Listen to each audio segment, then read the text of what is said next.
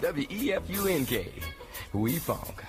You know, of course, we watched WandaVision, and that just wrapped up the 8 or 9 episode miniseries on Disney Plus, obviously, with Elizabeth Olsen, Paul Bettany reprising their roles as Scarlet Witch and Vision in the show. Quick reviews. Again, Bradley Cooper spoilers because we watched the show's over now, so we're definitely gonna say what we thought about it. But I loved it, man. I thought it was like a really unique take on like the MCU comic book movie kind of idea, and just did its really own weird kind of like David Lynch-esque, like the first couple episodes. You know what I mean? Where like it looks like a sitcom, but there's obviously something eerie going on. I would say, though, but by the end, it kind of lost that, and it just kind of turned into, like, the last episode was just straight up, and I'm not complaining, it was good, but it was just straight up back to, like, basics. It was like, oh, now we're just watching an MCU movie. Interesting. I'm happy that you kind of said that, because I felt the same way, that I kind of loved the series. I felt that for me, the season finale was probably, like, my least favorite episode of the season, but in some ways. But all in all, yeah, you're right. I feel like the presentation of the show and kind of what they tried to do creatively was the lead story with that, for being, especially being like their first MCU series. And as we're going to talk about again with another MCU series coming out, and just on Disney Plus, and with these, big movie franchises, now TV series are going to become like a very viable option for them, with streaming, with Disney Plus being like their go-to streaming service. We've already seen a hit show from the Star Wars movie franchise. So like MCU is going to figure out a way to get some hit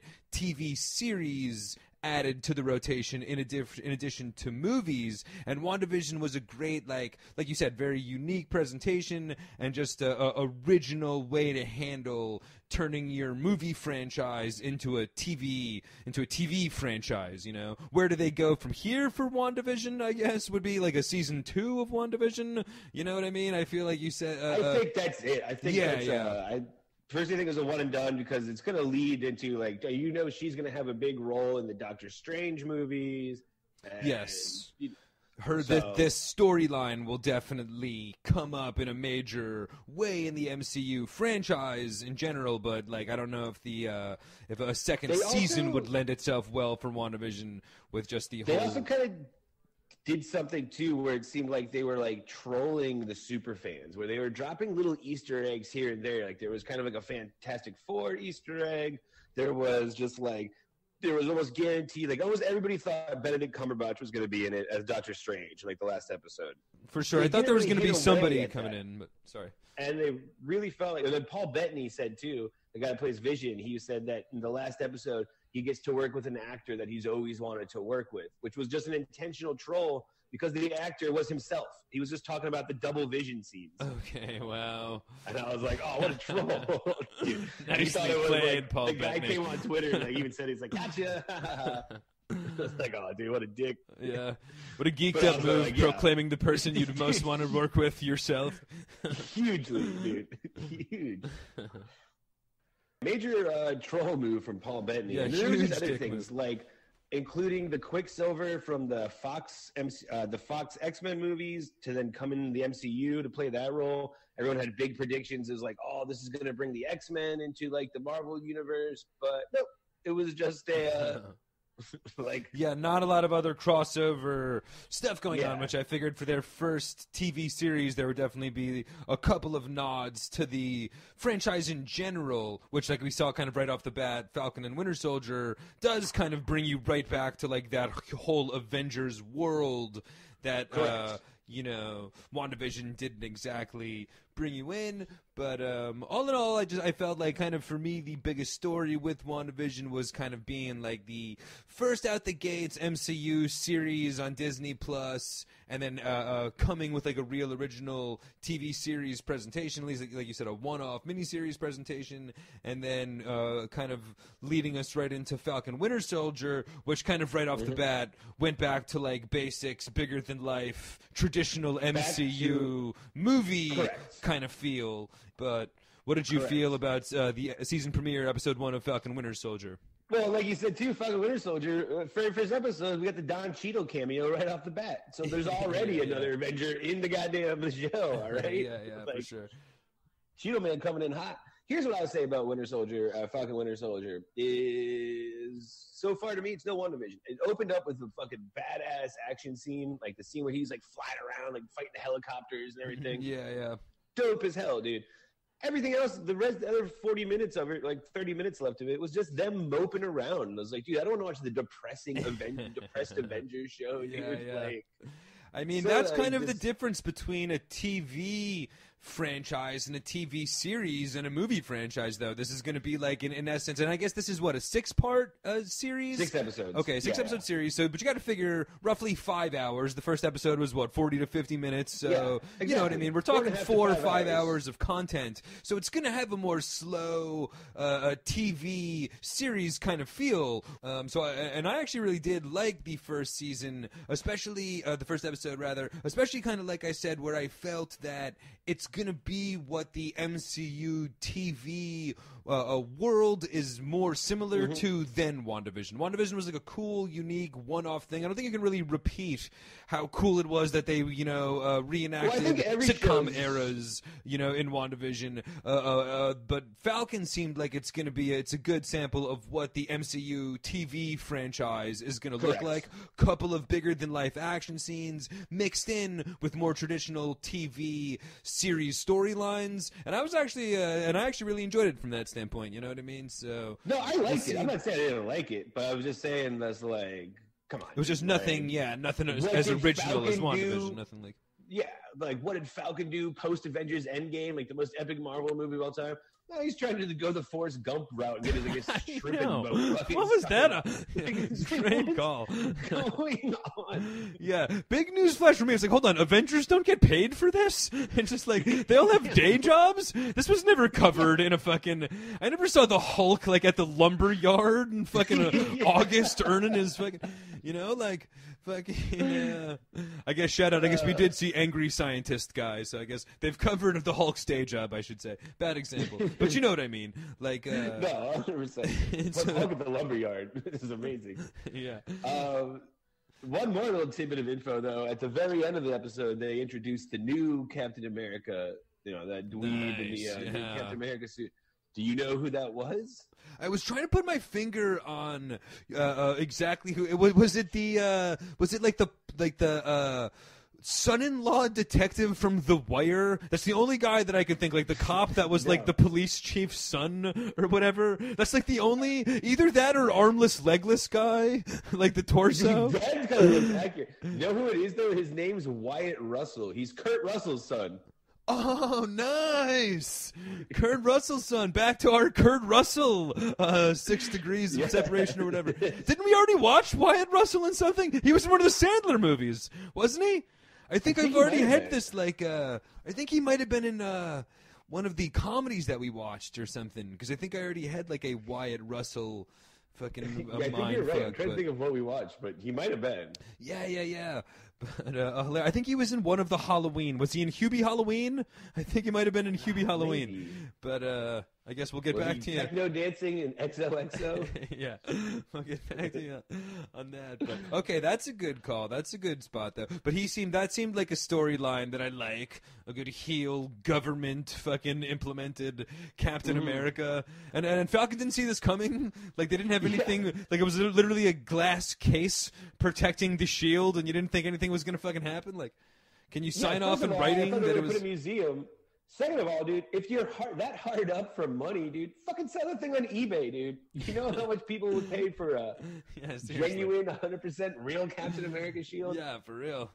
Definitely fix up the old fishing boat with fucking just selling Captain America shield. But yeah, no. So that was but I think that's going to be a fun storyline to come. Yeah. You know. And then plus, is it going to be like Sopranos? Is every week we're going to see Winter Soldier in his therapy session? Yeah, good call. The Dr. Melfi scene with with Winter Soldier's fucking shrink. I love you.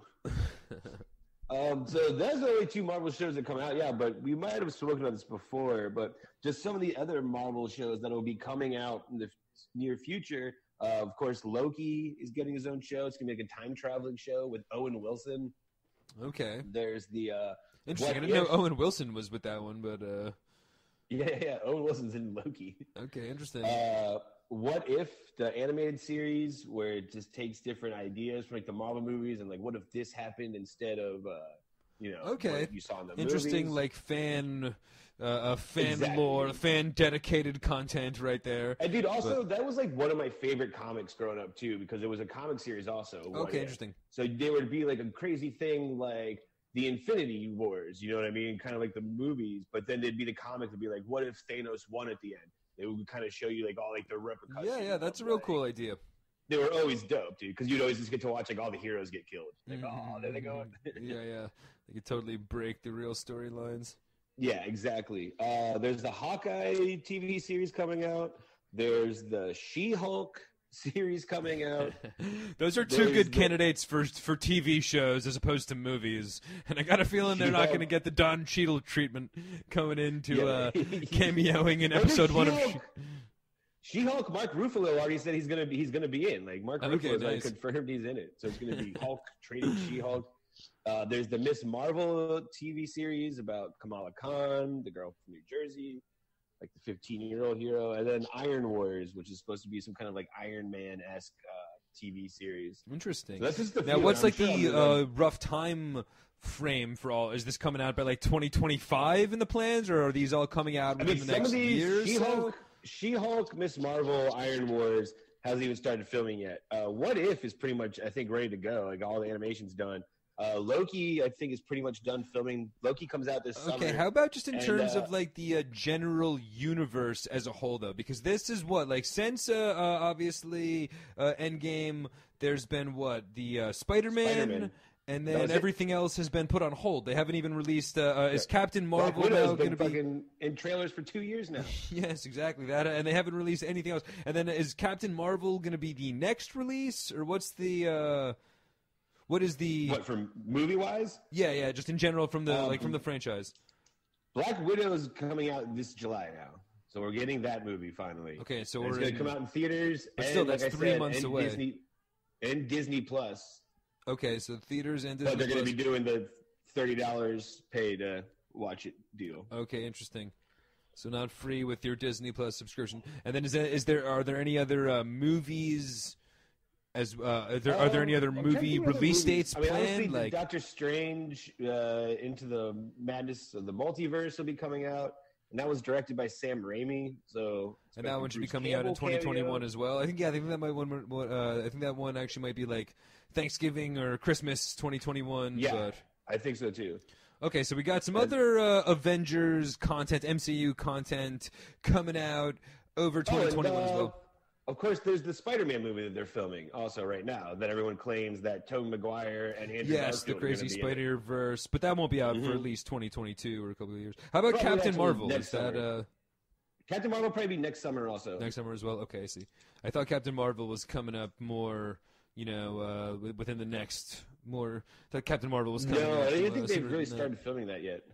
Okay, I see.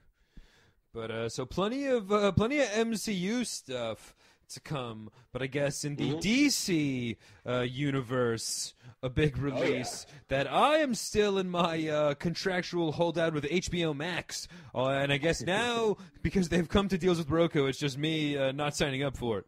But I still yet to have HBO Max, and from what I'm hearing online, the Snyder Cut isn't exactly worth signing up for the service for. So, what were you got to watch the Snyder Cut? What Depends were your? If you ask.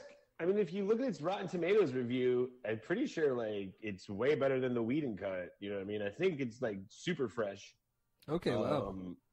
But I liked it. It didn't need to be 4 hours long. No, nothing needs to be 4 hours long. Yeah, for sure. No one movie, like a TV. And at first, again, this was supposed to be maybe a 2-part or a 4-part broken up in a 4-part miniseries. He breaks it into chapters, and I watched it the way he said to watch it on like Twitter. I said, you watch parts 1 and 2, take a break. Watch parts 3 and 4, take a break, and then watch 5, 6, and 7 all. Take it on home. So then you should have just released this as like a 3-part series or whatever, if that's how you want to do it. Yeah, exactly. They could have. Yeah, they easily could have. And they were going to. this was such a weird release. There were so many changes and direction that they went with. It is seemingly pretty right up until release date as well. Things were changing. So well, and like we said too, it's one of those things that we never actually thought we were going to see. And just to say, the big question was like, how much different is it going to be than the movie that actually did come out in theaters, the one that Joss Whedon directed? Dude, it's insane. 2 totally different movies. I'll give it that. It was like watching a totally different film. And you can see why Ray Fisher was bitching so much at him. They cut out, he was like the main character in the Snyder Cut. And then in the Joss Whedon cut, he's just like a side character. Okay, but interesting. No wonder why he was. No wonder why he had to gripe about the toxic work environment of. And if you watch a Zack Snyder movie, it has the normal tropes. I think there was like 3 separate like long music scenes where Flash. When you first meet Flash, he like saves a girl from a car, and they literally play like a whole Bob Dylan song while just going in slow mo. It was like, dude, I get that you have final cut of this movie, but like this is an ease. This movie doesn't need to be 4 hours, you psychopath. Yeah. If you're looking to trim 4 minutes from a movie that's fucking 4 hours and there's long. like 3 of those. Like these Norwegian women break out in a song the first time you see Aquaman. No joke. They like have like a whole like harmonized like Aquaman. We've talked about it before. I hate how DC uses like the real commercial music. In terms of their production, I hate the way that they go about doing that. But so that sounds believable. But there was, a lot of. It just kind of sucks that you got to view, because the whole movie is 6 parts, and the 7th part is like the epilogue, which was basically just a glimpse of like Justice League 2. But that's also when we got to see the return of Jared Leto's Joker. Dude, much better than Suicide Squad Joker. Okay, they actually like put white paint on his face and like give him like the. He's wearing makeup now. He's he's not just tattooed. He's not just goth punk. Yeah, exactly. He's not like Thomas Middleditch. Yeah, we'll get into that. Later, but yeah, all in all, I liked it. Darkseid was like the main villain in this one, which was like he should have been, but kind of. He's like working in the shadows. The action scenes were much better. Like some badass action scenes. There's definitely more character built. Like this movie makes a lot more sense of like why things are happening. Of course, you get the black suit Superman, which was what it was. Yeah. And then, but all in all, it was good. Did it need to be 4 hours? No, but it was much better than the original version. And I wonder, how long or how close Snyder could have released, how close Snyder could have come to releasing the actual movie that he initially wanted to, you know what I mean? Because his original movie wouldn't have been 4 hours, Correct. So he would have had to cut a lot, but he would have been able to film all of the end of his own movie as well, so it would have made a lot more sense. Like he couldn't necessarily, make the movie he wanted to because he didn't get to film the end that he wanted to, so he had to kind of piecemeal it together. So we're getting to see his whole, interpretation of it all, but not in not in the real Snyder fashion that you would have liked to see. Because he thought he was going to do a trilogy of movies too, and like it definitely sets up like what the trilogies were going to be. It also sets up what the Batman movie was going to be with Ben Affleck. The Ben Affleck to Batman movie before it turned into the Robert Pattinson film. There's like definitely a setup for that. It sets up all these things like the Snyderverse. It sounds like you're saying you feel pretty good about it. Better than the Whedon version anyway. So that's a plus, Yeah. And again, 4 hours, if it's too long, being too long isn't necessarily the worst problem, especially in today's day and age, like I always say with some of our podcasts anyway, but you can always press pause and pick it up later, folks, all right? You don't need to fucking sit there for 4 hours in a row if you don't want to, you know what I mean? So its release was perfectly timed, though, too. The day after St. Patrick's Day, of course I'm going to sit around all hungover, watch a 4-hour Snyder Cut, smoke a joint, and eat a fucking Reuben sandwich, dude. It was the best day ever. Sounds like a good day. Big F! WEFUNK. We funk.